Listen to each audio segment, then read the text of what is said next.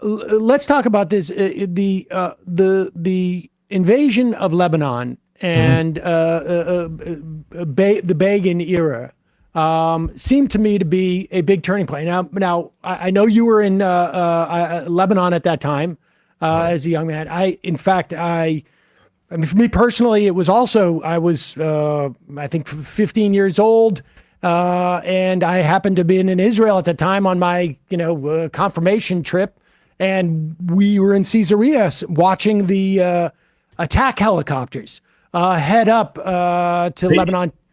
You did your bar mitzvah in 82? My bar mitzvah was in 1980, and 2 years later, our confirmation class in Hebrew school did the 2-month summer in Israel, and that was for me I think the beginning of the end of my understanding of Israel at that time. I became very alienated from my rabbi for the rest of that trip because it was the first time, at least from the perspective of my perspective at the time, and I think maybe history bears this out, where it was a completely offensive. There was no even sort of like a predicate, a threatening predicate per se. It did not seem to be defensive in any way, and it was. But explain to us that in the context of the Palestinian the war on Palestine. Right. Well, it was what Israelis called a war of choice. Begin and Sharon, his defense minister, decided that the best way to eradicate Palestinian nationalism and ensure the absorption of the occupied territories, which was their objective, that was always the Likud Party's objective. They just come to power in 1977. So we're talking 5 years after Begin becomes prime minister. The best way to achieve this was to destroy the PLO in Beirut.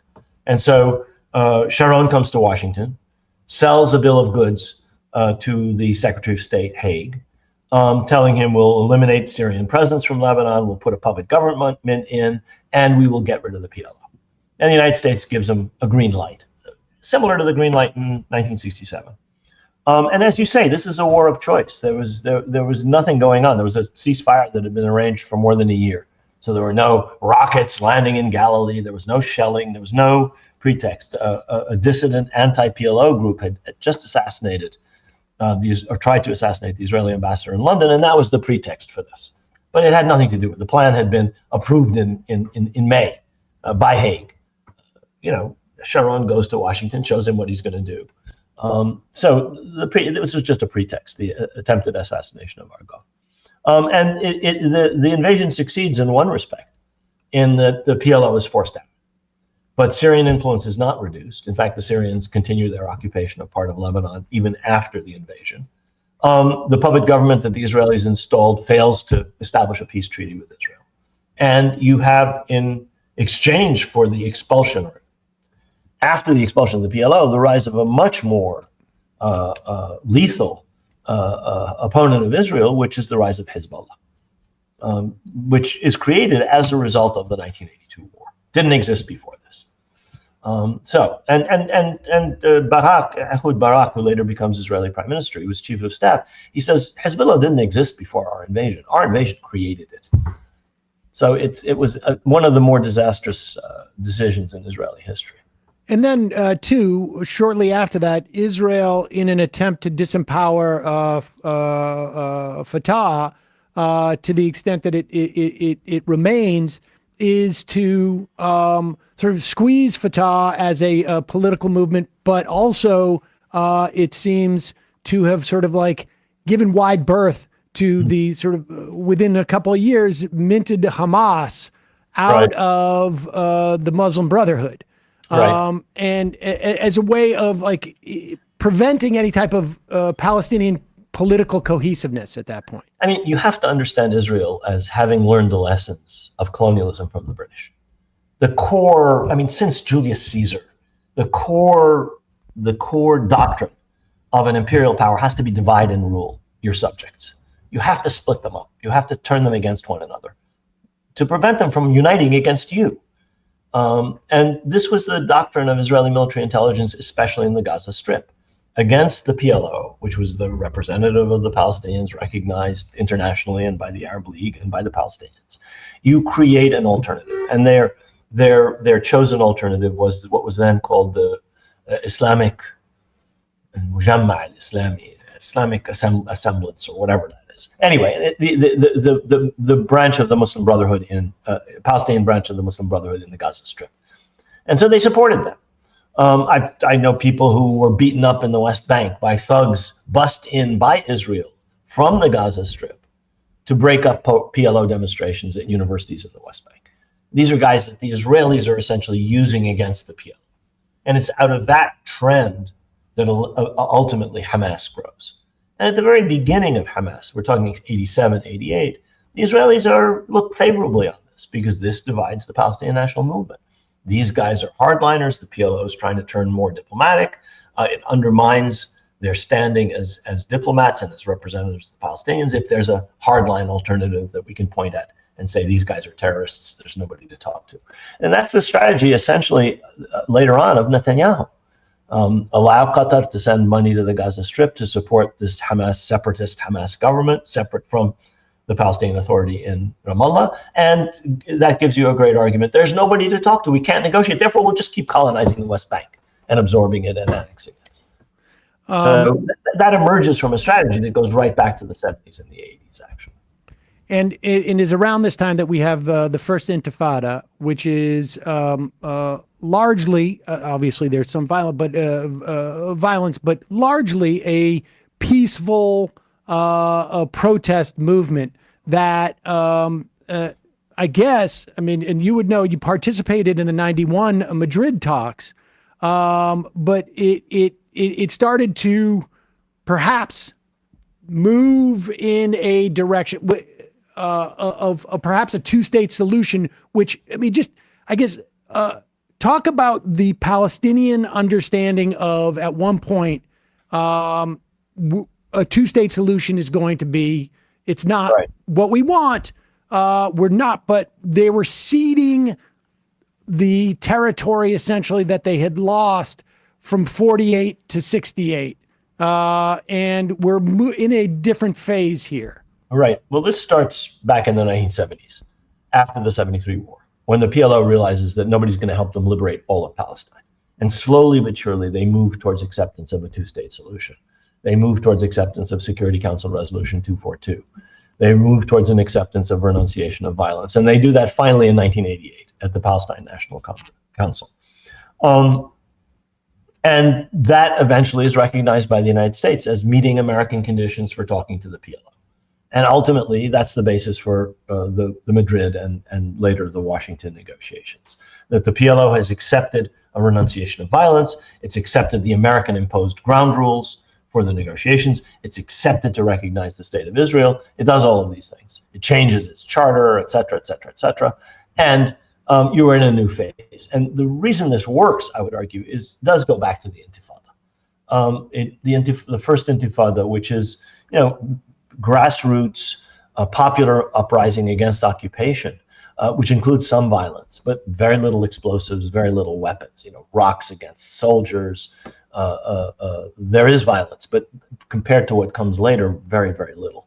But it shows the Israelis, it shows the Israeli leadership, it shows Rabin, who later becomes prime minister, that you cannot maintain the occupation as it was. And it eventually brings the Israelis to the table to do what they'd never accepted to do before, which is to negotiate with the PLO. And that leads to the Oslo. Will you characterize the Oslo Accords for us? Because there is I think that it's incredibly misunderstood as to like what happened there and where it left things. Right. What Baker and George H.W. Bush did was to create at Madrid and afterwards a setup where the Arab countries could negotiate peace with Israel. Jordan did. Syria almost did. They came very, very close to an agreement with Israel. But the Palestinians were not allowed to negotiate a peace treaty and independence and a two-state solution with Israel. They were told, you can only negotiate for self-rule, for autonomy, for an interim period, after which you will be allowed to discuss final status issues. Final status issues included everything important to the Palestinians: independence, self-determination, delineation of borders, refugees, Jerusalem, water, end of settlement, end of occupation. You couldn't talk about any of those things. All we were allowed to discuss in 10 rounds of negotiations in 91, 92, and 93 was the details of self-rule under continued Israeli occupation and with continued expansion of settlements. When we tried to say, how can one party be eating the pizza that we're supposed to be dividing, the Americans didn't say anything. They said the ground rules didn't allow that, but they didn't do anything about Israel doing that. So the people negotiating in Washington, who were authorized by the PLO, I was an advisor to that delegation, ended up by the summer of 1993 saying, we're not going to get independence out of this. This is a structure designed to prevent us from having self-determination and to postpone everything with no guarantees that we'll get it. Arafat and the PLO decided to accept that deal anyway. And that's what the Oslo Accords are. The Oslo Accords were an interim agreement. They were not a peace treaty, whereby the PLO recognized Israel. Israel recognized the PLO. It didn't recognize Palestinians had a right to self-determination and independence or a Palestinian state. So it wasn't a reciprocal, equal agreement. It was an agreement by one side to recognize the legitimacy of the other side, and by that side to talk to the other side, but not to concede anything. And actually, Rabin, in his last speech in the Knesset, says, what we're offering the Palestinians is less than a state. And we will continue to control the Jordan River Valley, and therefore we will continue to have security control indefinitely into the indefinite future. So that was his vision. And he was the one who went the farthest of any Israeli leader up to that point. How much was that dynamic a function of George Herbert Walker Bush being more skeptical towards Israel than probably, well, certainly the presidents since then, and probably before, versus Clinton, and then it sort of became like a race. It seemed to be who was going to be less of a honest broker in these negotiations in terms of various administrations. I mean, it wasn't just Bush Sr. It was also his Secretary of State. Baker was sort of famously said, we don't have to worry about the Jews. They're not going to vote for us. I mean, he was the whole, I think, he was very much a realist, I guess. Oh, absolutely. I think both of them felt that in the wake of the Gulf War, this great American victory, and in the wake of the collapse of the Soviet Union and the end of the Cold War, they talked about a new world order. They wanted to settle this conflict. And they went very far towards settling it. In other words, they got the Jordanians and the Israelis eventually to a peace treaty in 94. The Syrians and the Israelis were this close to a deal. Baker left the State Department in order to run Bush's failed re-election campaign. And at that point, the thing collapsed. Whether Baker would have been able and Bush would have been able to do more than they ended up doing or that Clinton did is another question. But we felt that the thing sort of collapsed at that point. We negotiating in Washington. These negotiations took place in the basement of the State Department. We sensed that once Baker left the building, the cat was gone and the mice would play. And so people like Aaron David Miller later on said, we ended up operating as lawyers for Israel. We weren't honest brokers. And he was one of the people we were dealing with on the American side. Him and Dennis Ross and Martin Indyk and folks. Indyk then comes in with the Clinton administration. They were more concerned about Israeli domestic politics and American-Israeli relations than they were about the Palestinians or a sustainable deal, in my opinion. And the thing really never had a chance. I would argue from that point, certainly from that point on. Can we jump to, because I don't want to hold you much longer. You've been very patient. I actually have to get going. So okay. Let's wrap it up soon. Lastly, Gaza, there is the George W. Bush administration seems to accelerate, seems to like press on the gas, whereas prior administrations had been a little bit practice some restraint on the Israeli government. What happens at that time? Well, One thing that happens is that Palestinians in the 90s, after the Oslo Accords, realized that the Oslo Accords are not going to bring them independence or self-determination. Settlement expands enormously. The number of settlers doubles. The restrictions on Palestinian movement are imposed such that free movement ends. People could go anywhere from the West Bank and the Gaza Strip. You could go to Eilat, you could go to the Golan Heights with Palestinian license plates before Oslo. After Oslo, walls, checkpoints, the enclosure of Palestinians in these tiny little ghettos of Area A, Area B, and Israel controlling 60% of the West Bank and Area C, shows the Palestinians that this is not a peace process. This is a process for the maintenance and extension of the status quo of occupation and colonization. And so you have the Second Intifada starting in 2000. And Bush's reaction to that, on top of 9/11, is to treat the Palestinians as if they're analogous to Al-Qaeda. Terrorists are terrorists. He basically buys the bill of goods that Sharon sells him, of a war on terror. He and Cheney and their henchmen buy Sharon's prescription, and the United States basically becomes an even more overt enemy of the Palestinians from that point on. And I would argue that that's a thread that goes right back to Truman.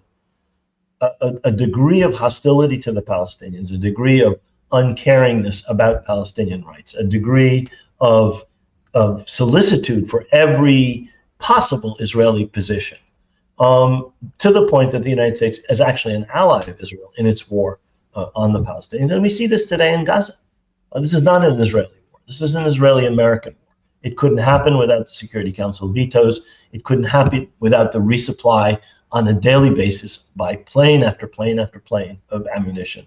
It couldn't happen without the United States basically repeating every Israeli talking point. Israeli security is sacred. Israel has a right to defend itself. Hamas must be destroyed. And the things that follow from that are ethnic cleansing, are genocide, are the starvation of an entire people, entirely as a result of the actions of Israel, which is backed to the hilt by the United States. People are not starving because there's a natural disaster. They're starving because water and food and medicine and supplies are prevented from entering on an unlimited basis into Gaza by Israel. Israel is starving Gaza, and the United States is supporting that. So on the one hand, it is supporting this starvation and this deprivation of medical treatment and water and so forth. And at the same time, it's dropping 38,000 meals a day from aircraft. I mean, it's an insult to, on the one hand, actually enable Israel's starvation of these people, and then to pretend that you're doing something about it. You do something about it by forcing the Israelis to open up every crossing point, forcing them, telling them on pain of XYZ, you will do this. But there's no on pain of anything. So it is an American war, not just an Israeli war. And I don't think that differs except in extent from earlier phases of this war. You go back and look at 67, Johnson gives them a green light. You go back and look at 82, Haig gives them a green light.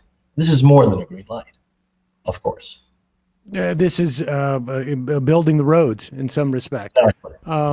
Lastly, last question: the other Arab countries that we have seen in the past, where are they in this? I mean, is the U.S.